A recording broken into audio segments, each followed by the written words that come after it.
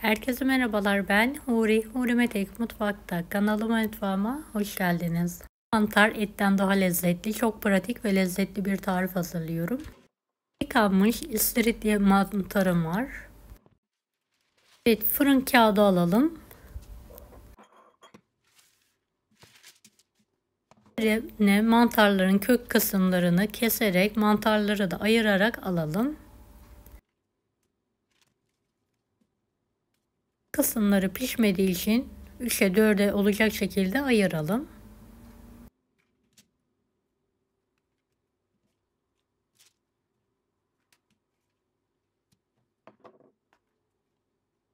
Beni hangi ülkeden veya şehirden izliyorsunuz merak ediyorum. Yoruma yazarsanız sevinirim.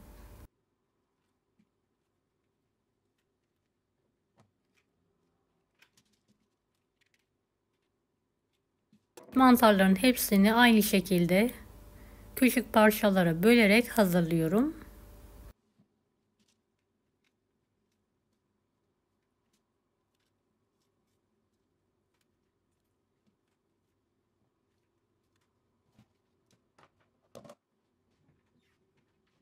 Yine bolca toz serpelim ve elimizle her tarafına gelecek şekilde karıştıralım. Kekik, karışık baharat. Tekrardan karıştıralım. Biraz sıvı yağ gezdirelim. Yağın her tarafına gelmesi için karıştırma işlemine devam edelim.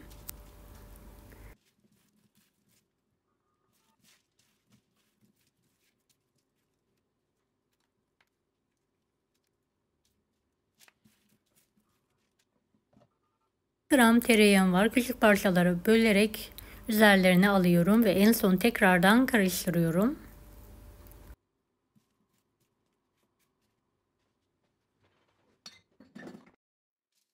Mantarımız artık hazır. Fırın kağıdıyla birlikte pişirme aparatının içine alıyorum. Dilerseniz fırında da pişirebilirsiniz.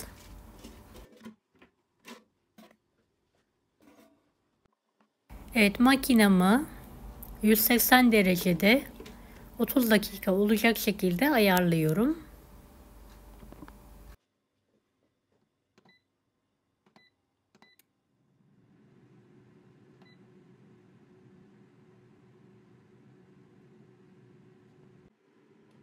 Evet, 15 dakika sonra tekrardan karıştırıyorum.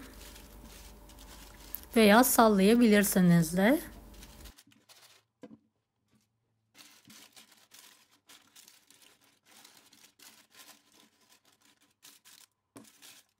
Makineye vererek pişirme işlemine devam ediyorum. Artık mantarım hazır. Hemen çıkartıyorum. Kağıdı ile birlikte servise hazırlıyorum. Gerçekten çok lezzetli oldu. Bol baharatlı, kekikli, etten daha lezzetli, mutlaka deneyin. Deneyecek olan herkese şimdiden kolaylıklar dilerim. Kanalıma ücretsiz abone olmayı unutmayın. Hoşça kalın.